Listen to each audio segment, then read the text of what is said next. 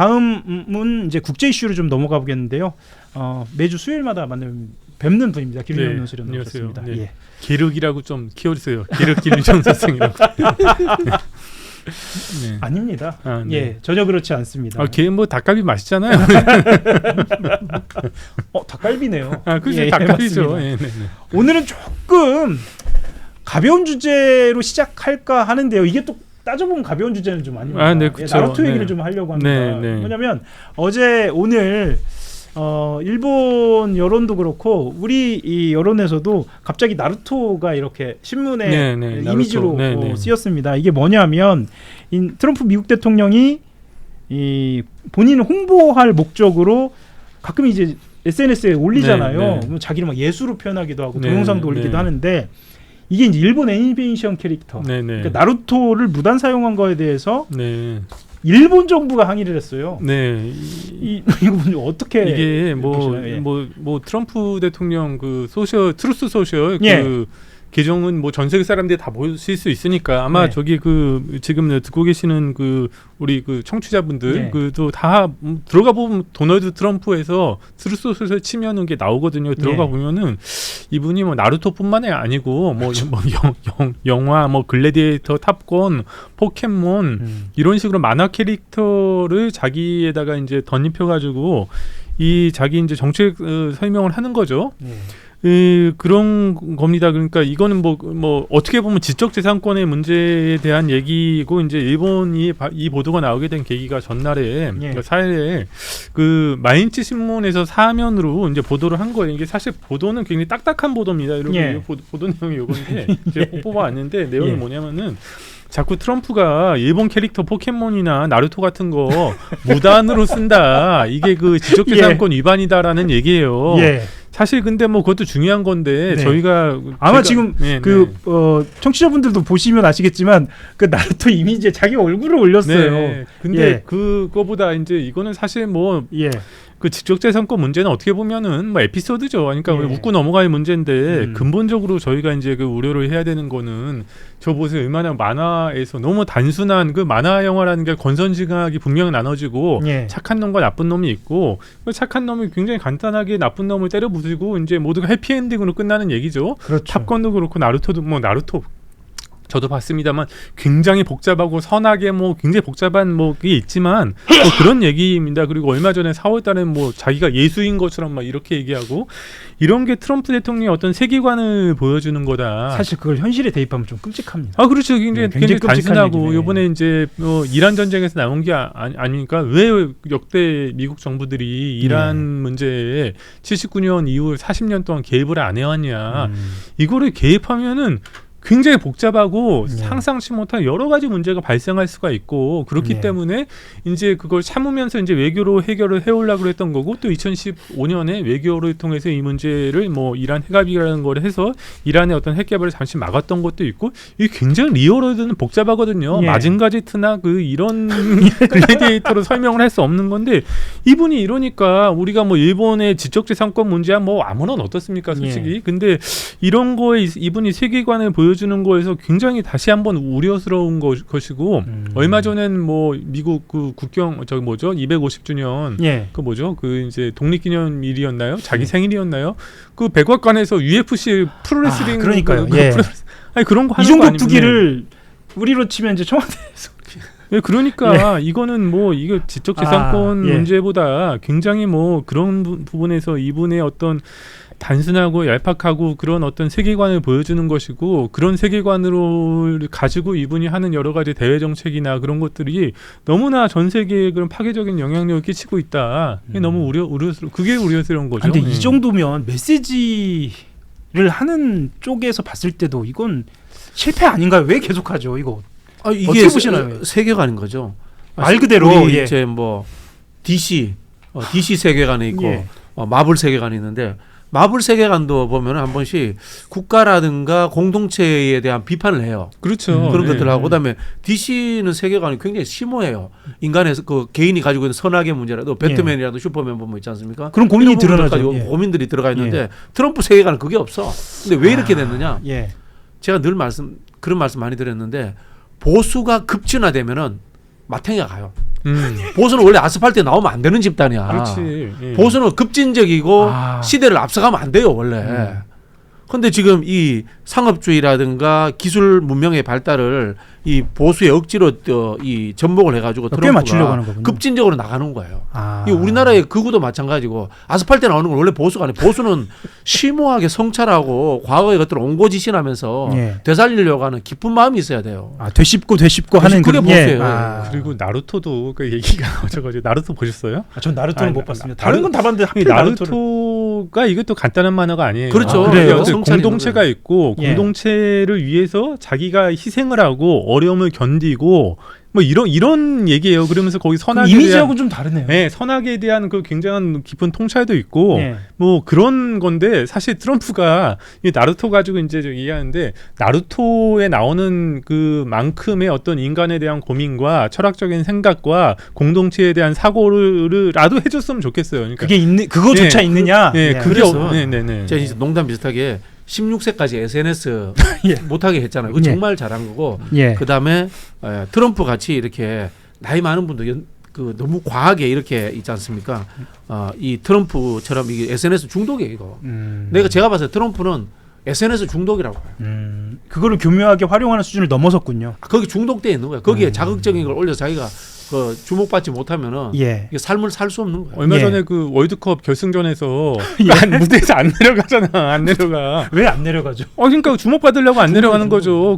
쇼츠는 많이 나왔죠. 김정은 위원장이랑 2019년 6월 30일에 판문점에서 만났잖아요. 그렇죠. 만난 다음에 김정은 위원장한테 친서를 보내요. 친서에 대해서 뭐라고 써있는지 알아요? 우리가 그날 엄청나게 좋은 많은 사진을 찍었다. 이렇게 돼 있는 거예요. 그러니까 이게 관종도 세상에 이게 뭐 사실 웃으면서 얘기하지만 좀 끔찍합니다. 그 태양계에서는 트럼프가 한 200등 안에 들 겁니다. 진짜. 채팅창에 이런 글을 올려주셨습니다. ABAADOR님 아보도르라고 읽으면 맞는지 모르겠습니다. 이분이 기린용 의원 왜 이렇게 재밌죠? 저는 이렇게. 그렇습니까? 재밌어요. 좋아요. 그래요? 저 계륵인데 저 나오면 좀 빠져야 됩니다. 동독자 한 30%는 제가 그런 글이 올라오고 있습니다. 우리 한국에서 트럼프 강력 비판하는 정치 세력 하나 만들어가지고 우리 내부의 갈등을 외부로 돌리는 알겠습니다. 다음 이슈로 자연스럽게 넘어갈 수도 좀 있을 것 같아요. 그러니까 뭐냐면 이런 상황에서 사실은 현실로 돌아오자면 트럼프 행정부가 이란과 오만이 진행 중인 호르무즈 협상 진전이 이루어졌다. 조만간 합의가 나올 수도 있다. 뭐 연결이 된다고 하면 되기도 하고 아니면 아니기도 합니다만 연장선상에서 보자면 어떻게 진행됩니까 지금? 그 이란과 오만 협상은 사실상 그러니까 호르무즈 해협에 수수료를 매기겠다는 아니에요. 그러니까 이란은 수수료를 매기겠다라고 해왔고 토입이죠. 흔히 말하는. 그러니까 그게 토입이라고 얘기하면 통행료니까. 그렇죠. 통행료는 아니고 서비스료 정도. 서비스로 우리가 안전 제공도 하니까 거기에 대한 실비를 받겠다는 어차피 돈 받겠다는 얘기인데 그래서 이제 해협에 대한 어떤 자기네 통제권을 얻겠다는 건데 그 동안에는 이란이 있고 오만이 있잖아요. 그러니까 양쪽이 이란 보도로 나오는 거 봐서 이란 쪽으로 들어가고 오만 쪽으로 나오고 그래서 서비스로 받아가지고 이거를 반띵하자라는 얘기인 거예요. 그러니까 이게 합의가 이루어졌다고 해서 우리가 바라는 전쟁 전의 상황인 자유롭고 안전한 통항이랑 아무 상관도 없습니다. 근데 어쨌든 합의가 나오면은 미국이 이렇게 관심을 가지고 있다면 정말 양쪽이 서비스를 받아가지고 반띵하겠다는 안이 나오면은 미국이 이거를 사후 추인하겠다는 얘기인지 약간 그렇게 이해가 되고 근데 이 전쟁은 기본적으로 지난달 7월 말부터 좀 양상이 바뀐 것 같아요. 그동안은 뭐냐면은 미국이 이란을 때렸잖아요. 때리면은 이제 이란이 반격하고 하다 보니까 호르무즈 해협 문제가 생기고 이게 봉쇄가 되니까 이게 참 세계적인 전체적으로 큰 문제가 생겨가지고 참 걱정이다가 지금까지 이해했잖아요. 근데 지금 미국이 미사일이 떨어졌어. 그리고 방공망도 약해졌어. 그러고 있다 보니까 이란이 먼저 때리는 거예요, 자기가. 그거에 대해서 할 수 없는 상황이 그러니까 한 13일 동안 계속 공격을 했잖아요. 그러다가 이제 한 4일 동안 휴전을 한 다음에 이란이 갑자기 지난달 29일에 먼저 때리는 거예요. 가만히 있는 미국은 희생도 있었고 그러니까 이게 뭐냐면은 이란이 굉장히 자신감을 얻었다. 그리고 굉장히 그 미국이나 여러 나라는 굉장히 무리한 요구를 지금 해댑니다. 그래서 이란 내에 협상파와 강경파가 있는데 지금 강경파가 힘을 얻고 있다. 그래가지고 이게 계속 미국을 쪼면 쫄수록 이제 우리가 점점 유리하게 되는 거로 이제 이 사람들이 생각이 좀 바뀐 것 같아요. 그러니까 지금 이란 혁명 수비대가 맞으면 때렸는데 먼저 때리니까 이란이. 그러니까 저는 이제 기사를 요즘 보면 이란 혁명 수비대의 내부 반발 가능성이 있다. 최종 합의를 앞두고 있다. 그런데 이란 혁명 수비대가 말하자면 전 세계를 쥐고 흔드는 상황이 되버렸는데 전 세계를 쥐고 흔드는 상황이고 사실 들여다보면 무기가 떨어져서다. 그러니까 미국이 이제 그 오늘도 보도가 나왔잖아요. 이란에 때릴 수 있는 무기가 많이 떨어졌다. 그래가지고 엄청 쏟아대고 이제 13일 동안 때렸는데 미 군부가 트럼프한테 이제 그 제안을 했다는 거잖아요. 대통령님 생각보다 효과가 없습니다. 그러니까 이제 이거를 그렇다고 해서 뭐 저기에 테헤란에다가 민간인 희생이 막 그렇게 할 수도 없는 거고 옛날 뭐 2차 대전 때처럼 도쿄대공 공습에서 하룻밤에 10만 명부터 그런 걸 할 수는 없는 거 아닙니까? 그렇죠. 한정적인 공격을 해야 되는데 그리고 이제 그 공격을 하려면 왜 거기를 때리는지에 대해서 설명을 할 수 있어야 명분도 되고. 있어야 하고요. 그러니까 이게 지금 뭐 이게 효과가 없다 그렇게 때렸으니까 그래서 지금 경제의 전쟁이 지난달 말부터 이란이 오히려 주도하는 국면으로 가고 있고 그래가지고 점점 산으로 가고 있다. 이 나루토 이거 할 때가 아니다. 굉장히 지금 좀 우려스럽습니다. 그 현종지님이 이런 말씀 주셨습니다. 기륜형님의 해박한 지식 상세한 설명과 해석 좋아합니다. 오늘 굉장히 분위기 좋네요. 그렇습니까? 아예 안 되는데 안 될 건 없죠. 약간 재미없는 컨셉으로 약간 제가 그랬었나요? 네네. 굉장히 오늘은 좋은 댓글이 채팅이 많이 달리고 제가 있어서 사실 몇 명 풀었어요. 풀었다는 표현 한겨레 논설위원이 하셨습니다. 좋습니다. 좋습니다. 다음은 약간은 좀 어려운 주제이기도 합니다. 뭐냐면 일본과 미국 사이에서 엔화 하락에 공동 조처를 했다. 이거를 좀 설명을 좀 부탁을 드려야 할 것 같아요. 이게 이제 우리한테도 영향이 있는 거 아닙니까? 그 전에 이게 굉장히 이거는 조금 약간 설명이 필요한데요. 그렇죠. 그러니까 지금 뭐 우리가 변동환율제니까 뭐 원화의 가치도 그렇고 이게 달러에 대해서 엔화의 가치도 그렇고 시장에서 이제 결정되는 거는 수급의 원리에서 수요와 공급의 원리에서 이게 그 결정이 되는 것인데 너무 지나치게 이제 환율이 높다거나 너무 지나치게 환율이 낮다 그러면은 외환 당국이 개입을 하죠. 근데 개입을 하는데 보통은 구두 개입을 합니다. 지금 보니까 경제 상황이 한국의 펀더멘털에 비해서 원화 가치가 너무 낮은 것 같습니다. 이렇게 한국은행 총재가 얘기하면은 실제로 움직이죠. 그러니까 시장에서 그렇구나 좀 이게 좀 그런 상황이구나 그러고서 좀 영향을 주죠. 이제 구두 개입이라고 하고 보통 구두 개입을 하죠. 근데 이번에는 실제로 미국이랑 일본 두 나라가 직접 외환 시장에 개입을 해가지고 달러로 엔을 샀다는 거 아닙니까? 그러니까 돈을 넣은 거예요. 네, 이게 얼마나 이례적인 거냐면 이렇게 두 나라가 협조 개입을 했던 게 2011년 3월에 그 동일본 대전이 있었죠. 엄청 충격이니까 그때 한 번 있었고 이렇게 엔을 사는 시기에 개입을 했던 거는 1998년에 그때 아시아 위안위기 이후 처음이라는 거니까 28년 만에 있었던 일입니다. 그러니까 굉장히 이례적인 일이 있었다. 근데 왜 이렇게 이례적인 일이 있었냐? 엔이 너무 역사적으로 너무 가치가 낮기 때문이에요. 그러니까 엔이 그럼 왜 엔 가치가 낮아지냐? 근데 우리 원도 지금 가치가 낮잖아요. 우리 원이랑 가치가 낮은 거랑 엔이 가치가 낮은 게 메커니즘이 다릅니다. 우리 원은 왜 낮냐? 지금 반도체 때문에 경기는 기본적으로 좋은데 우리 서학개미들 때문에 서학개미들 때문에 그분들이 이제 원 팔아가지고 달러 쥐고 이제 거기 가가지고 이제 미국장 투자하는 건 아닙니까? 뭐 잘 돌아오진 않고 서학개미 때문에 지금 우리 경제 펀더멘털에 비해서 이제 원이 약한 거거든요. 기본적으로. 근데 일본은 그거보다 좀 더 복잡합니다. 일본은 기본적으로 이제 그 경기가 오랫동안 잃어버린 30년이었잖아요. 그러니까 경기를 풀려면 어떻게 해야 되냐면 금리를 낮춰야 됩니다. 금리가 낮아야 사람들이 돈 빌려가지고 막 소비를 하거든요. 근데 그렇게 해서 이제 잘 소비가 안 늘어나는 거예요. 막 그렇게 이렇게 오다가 근데 어쨌든 간에 그 코로나가 끝나면서 이제 공급망 약간 긴축이 생기면서 그러니까 물가가 좀 오르기 시작했어요. 물가가 오르기 시작하니까 소비도 좀 조금씩 살아나고 있는데 그러면은 그 금리를 조금 올려줘야 되거든요. 근데 다카이치 총리는 금리를 올릴 생각이 없어. 여전히 저금리야. 근데 일본에는 저금리고 달러는 지금 이렇게 금리가 높잖아요. 그러니까 사람들이 엔을 팔고 달러로 가는 거예요.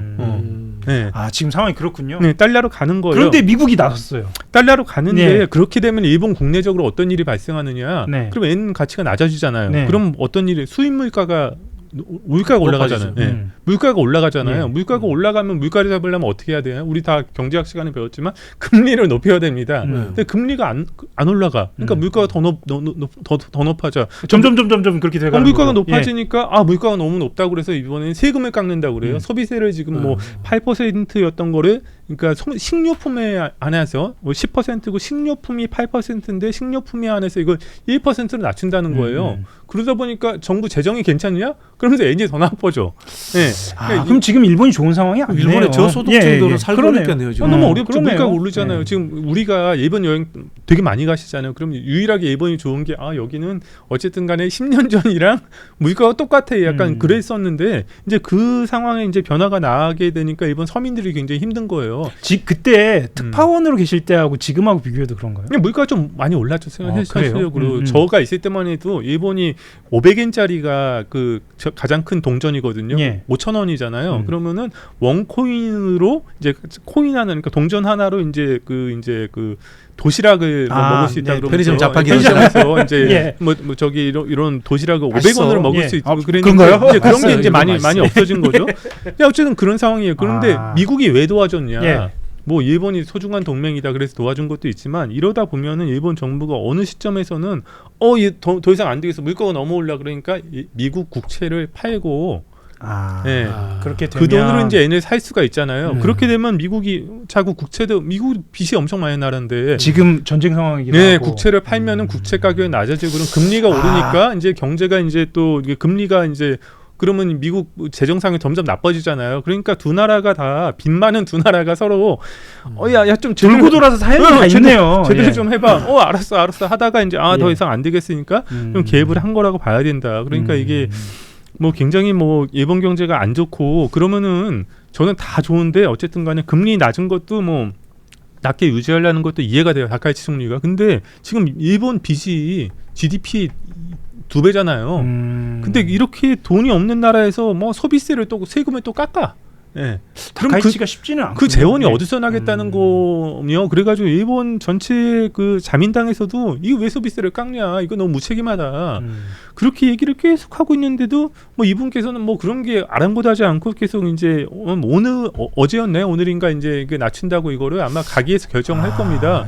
그렇게 되면 일본 재정이 더 나빠지고 그럼 일본 엔화가 더 이제 가치가 더 떨어지고 뭐 그러겠죠. 저는 아주 재밌는 보도 중에 하나가 일본인들 점심 도시락을 8,000원짜리를 해결을 한다고 하면서 사진도 나왔어요. 줄 서 있고 불꽃 축제도 취소한다 이런 이야기도 나온 걸로 봤어요. 진짜 경기가 쉽지는 않은 그러니까 서민 생활이 어려운 거예요. 그러니까 일본이 그동안에는 어쨌든 잃어버린 30년이었는데 그동안 잘 버텼잖아요. 근데 그게 임금은 안 오르고 경제도 그대로 유지가 되는데 물가도 안 올라.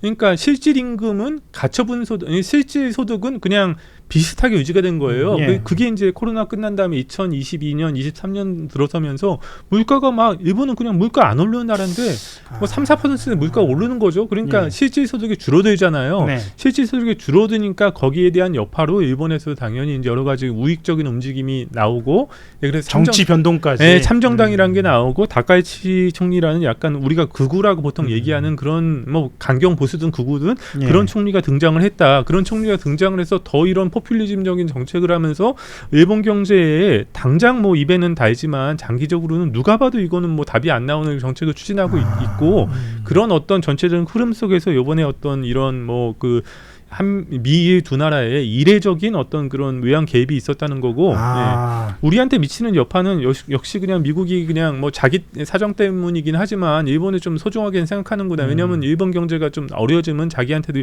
뭐 국채 그 메커니즘 통해서 영향이 있으니까. 국채 많이 갖고 있어요. 그 미국 국채 제일 많이 갖고 있는 나라는 중국이죠. 중국이었는데 일본이 지금 더 많습니다. 그래요? 중국이 조금씩 이제 팔아왔어요. 그러니까 이제 뭐 미일 간의 어떤 통상 마찰이 있거나 그럴 때는 일본이 슥그는 우리 국채 팔 거야, 국채 팔 거야. 그러면은 이제 굉장히 이제 미국이 그럼 뭐 이렇게 미묘한 상황이네요. 굉장히 미묘한 상황. 상호 종속이 정말 잘 돼. 그러네요. 이 우정의 신호다라고만 보도가 나왔는데 길문도 안 했는데 그러면은 일본의 극우들은 저소득층들이에요, 아니면은 농촌이라든가 이런데 그 전통적 그 소득이 있는 분들이에요 주로.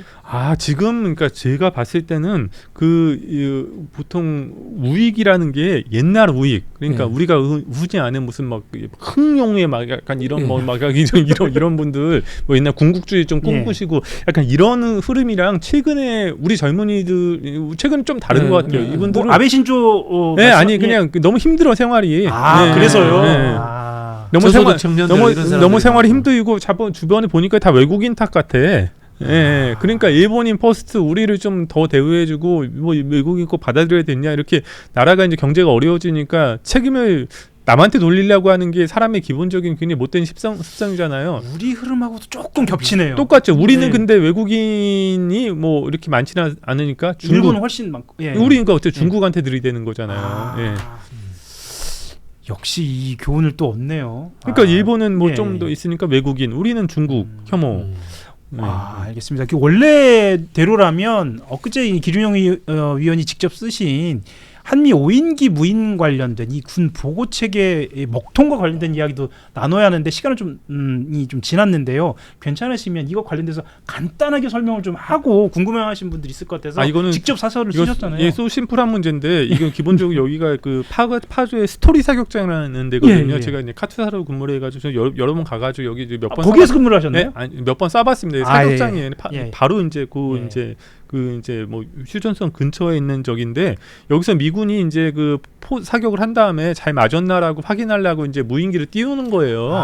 그거 확인하려고. 근데 띄우려면 여기가 기본적으로 굉장히 뭐 전방 지역이기 때문에 갑자기 뭐가 날아다니면 안 되잖아요. 그렇죠. 그러니까 이제 이거를 그냥 뭐 우리 한국군에다가 미리 사전 승인을 받아야 되는데 5일 전에 공문으로 사전 승인을 받아야 된답니다. 5일 전에. 원래는 근데 우리 일하다 보면은 좀 약간 좀 군용으로 좀 빠져가지고 이게 그냥 바로 전날에 그냥 핸드폰으로 담당 장교 핸드폰으로 보냈다는 거 사진 띡 찍어가지고 공문 첨부해가지고 핸드폰 그러니까 실제로 문자로 보냈다는 거예요.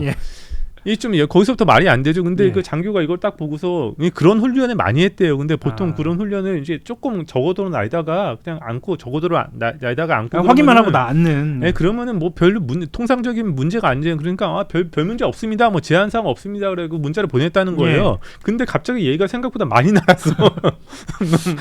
그래가지고 이제 우리 레이더에 걸린 거예요.